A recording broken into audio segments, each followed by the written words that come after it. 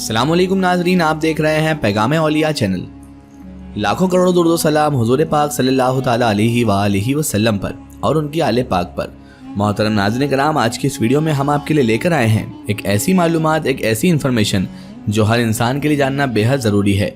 नाज़रीन मोहतरम, जैसा कि आप और हम सब जानते हैं कि 2023 में कुछ ऐसे बड़े बड़े बदलाव होने वाले हैं कि जो नाकाबिले यकीन भी हो सकते हैं। नाज़रीन मोहतरम, 2023 सबसे अहम साल इसीलिए भी है क्योंकि इसमें मुआहिदा लौज़ान यानी कि वो एग्रीमेंट जिसके ज़रिए इतिहास की, तारीख की सबसे बड़ी सल्तनत उस्मानिया को तोड़ा गया था और एग्रीमेंट के चलते सल्तनत उस्मानिया के मरकज़ यानी तुर्की को कमज़ोर भी कर दिया गया था। वो मुआहिदा लौज़ान अब ख़त्म होने वाला है और उसके ख़त्म होते ही बहुत सारी न्यूज़ सामने आ रही है कि रजब तैयब अर्दगान साहब कई तरह से उसके लिए ऐसे कदम उठा रहे हैं जो पूरी दुनिया को हैरान कर देने वाले हैं।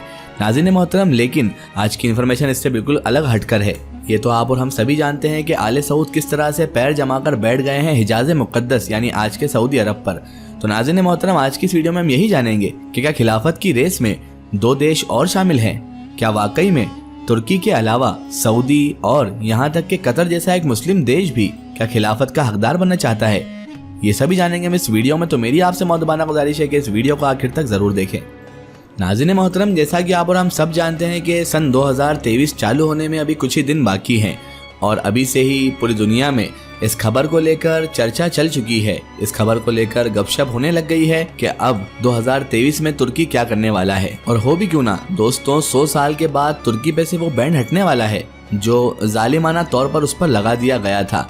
जो कोई भी किसी भी कानून के तहत नहीं आता है वो बैंड तुर्की पर लगा दिया गया था। बहरहाल नाज़रीन मोहतरम, इस पर तो हम बहुत सारी वीडियोस बना चुके हैं, लेकिन आज की न्यूज़ बिल्कुल हटकर है। नाज़रीन मोहतरम, अब तक तो हम सिर्फ यही जानते थे कि तुर्की 2023 के बाद खिलाफत उस्मानिया कायम करने की कोशिश करेगा और पूरी दुनिया के मुसलमानों का खलीफा बन जाएगा। लेकिन नाज़रीन मोहतरम, अभी हमें भी ये मालूम हुआ है कि तुर्की अकेला नहीं है जो खलीफा बनने का उम्मीदवार बन रहा है या पूरी मुसलमान दुनिया का खलीफा बनने की रेस में है। नाज़रीन मोहतरम, इसके अलावा और भी देश हैं जो खिलाफत का दावा भी करते हैं और तुर्की को टक्कर देने की जुर्रात भी कर रहे हैं। नाज़रीन मोहतरम, तुर्की के सदर आला रजब तैयब अर्दगान साहब खिलाफत की इस रेस में अकेले नहीं हैं जो मुस्लिम दुनिया का खलीफा बनने की ख्वाहिश रखते हैं। और इस लिस्ट में दोस्तों सिर्फ एक ही देश का नाम नहीं है जो कि तुर्की है, बल्कि दोस्तों अभी हाल ही में हमें भी ये मालूम हुआ है कि इस लिस्ट में तो 3 देश शामिल हैं। और वो कौन कौन से देश हैं दोस्तों, आज इस वीडियो में हम यही जानेंगे। और नाज़रीन मोहतरम, ये जंग आज से नहीं बल्कि पिछले काफी दिनों से या कह लीजिए कई सालों से चल रही है। नाज़रीन मोहतरम, खलीफा बनने की इस लिस्ट में जहां जगत को जाहिर है, पूरी दुनिया को मालूम है कि तुर्की इसमें नंबर 1 पर है, तो वहीं दोस्तों दूसरी तरफ एक और देश है जो खलीफा बनने के लिए दावेदार बना बैठा है और वो है सऊदी अरब। और नाज़रीन मोहतरम, तीसरा नाम सुनकर आप चौंक जाएंगे क्योंकि तीसरा नाम है कतर देश का। नाज़रीन मोहतरम, ये तीनों ही देश लगातार इसी कोशिश में हैं कि वो दुनिया में मुसलमानों का खलीफा बने और एक खिलाफत, एक रियासत ऐसी कायम करें जो पूरी दुनिया के मुसलमानों के लिए मुफीद हो। और नाज़रीन मोहतरम, ये खलीफा इसलिए भी बनना चाहते हैं कि खलीफा मुस्लिम देशों का सबसे बड़ा पद भी होगा। और दोस्तों, अगर मुस्लिम कंट्रियों के हिसाब से जिसे भी खलीफा चुन लिया जाएगा वो होगा दुनिया का सबसे पावरफुल इंसान और पावरफुल नेता भी, क्योंकि नाज़रीन मोहतरम उसके अंडर में ही मुस्लिम कंट्रीज जो हैं वो आएंगी और उसी के मुताबिक, उसी के हुक्म के मुताबिक वो सारे अमल पैरा होंगे। तो नाज़रीन मोहतरम, इसीलिए भी खलीफा की ये जंग बहुत ही ज़ोरों शोरों से जारी है। लेकिन नाज़रीन मोहतरम, इसके उल्टे दूसरी जो स्थिति है वो भी हम आपको बता देते हैं। तुर्की का तो हमने आपको पहले ही बता दिया है कि तुर्की के पास पहले हिजाज़ मुक़द्दस था और तमाम मुस्लिम कंट्रियां खिलाफत उस्मानिया के अंडर में आती थी और तुर्की का अब यही ख्वाब है कि फिर से सऊदी अरब की जगह तुर्की की हुकूमत हो। और दोस्तों, उनका छीना हुआ हक वो वापस लेना चाहते हैं, ये तो सबको पता है, क्योंकि हिजाज़ मुक़द्दस जिसे आज का सऊदी अरब बोला जाता है वो सबसे पहले तुर्की के ही अंडर में था। लेकिन दोस्तों, जहां तुर्की इस रेस में सबसे आगे है तो वहीं कतर देश भी पीछे नहीं है। कतर देश का नाम भी उभर कर इन देशों की लिस्ट में आ रहा है जो खिलाफत के दावेदार हैं। लेकिन दोस्तों, इसी बीच अभी हमारी पूरी दुनिया की नजर वॉर सेंटर पर रुकी हुई है, थमी हुई है। कोई रूस यूक्रेन की तरफ देख रहा है तो कोई शख्स भारत और चाइना की तरफ देख रहा है, तो कोई ईरान और इजराइल की तरफ भी देख रहा है।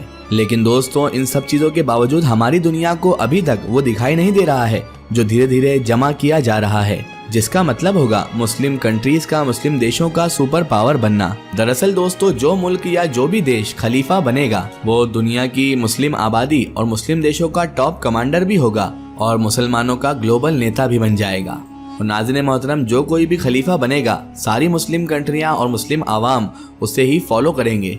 उसकी ताकत दो दुनिया के सुपर पावर देश यानी अमेरिका और रशिया के बराबर हो जाएगी, क्योंकि इस लीडर के पीछे दुनिया की एक बहुत बड़ी आबादी और बहुत मालदार देश भी होंगे। और नाज़रीन मोहतरम, जो भी खलीफा बनेगा उसके पास 57 या 60 कंट्रियों का रिमोट कंट्रोल भी होगा जो कि मुस्लिम कंट्रीज हैं। शायद अब आप लोगों को समझ में आ गया होगा कि इस तुर्की की रेस में आखिर कतर और सऊदी अरब क्यों कूदे हैं और खलीफा बनने के लिए अपने अपने आप को दावेदार ये लोग क्यों ठहरा रहे हैं।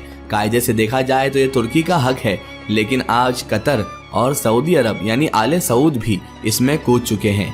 तकरीबन 100 सालों के बाद तुर्की के प्रेसिडेंट रजब तैयब अर्दगान साहब एक बार फिर से तुर्की की खिलाफत उस्मानिया को कायम करके तुर्की को खिलाफत का मसखन, खिलाफत का केंद्र बनाना चाहते हैं। और खलीफा के पास दोस्तों कितनी ज़्यादा ताकत होगी, इस बात को समझने के लिए हम ऑर्गेनाइजेशन ऑफ इस्लामिक कंट्रीज यानी कि OIC से जुड़ी हुई एक जानकारी भी आप लोगों तक पहुंचा देते हैं। दोस्तों, इस मुस्लिम संगठन में 57 देश 57 कंट्रीज शामिल हैं और अगर खिलाफत कायम हो जाती है और जो भी खलीफा बनता है तो वो खलीफा इन तमाम देशों का भी हेड होगा और इस ऑर्गेनाइजेशन का भी हेड होगा। OIC के देशों में शामिल GDP की दुनिया का करीब 27% है। दुनिया के कुल निर्यात में OIC में शामिल दुनिया के देशों में हिस्सेदारी 10% के करीब है। OIC देशों की आबादी दुनिया की कुल आबादी की 25% भी है। अब नाज़रीन मोहतरम, आप यहीं से अंदाजा लगा लीजिए कि जो भी खलीफा बनेगा उसके पीछे यही 57 देश खड़े होंगे। वही खलीफा दुनिया की बहुत सारी चीजों को कंट्रोल भी कर सकेगा और इन कंट्रियों का पूरा पावर उसके पास ही होगा अगर खिलाफत कायम होती है तो। और यही वो पावर है, यही वो ताकत है जो 100 सालों के बाद तुर्की के राष्ट्रपति जनाब रजब तैयब अर्दगान साहब को खलीफा के जंग के मुकाम तक ले गई है। और दोस्तों, इसकी सबसे बड़ी वजह यह है कि तुर्की के सदर जनाब रजब तैयब अर्दगान साहब ने सल्तनत उस्मानिया पर एक तारीखी सीरीज रिलीज करवा दी थी और इस ड्रामा सीरीज के जरिए उन्होंने तमाम दुनिया को ये बता दिया है कि तुर्कों की तारीखी हुकूमत क्या गुजरी है।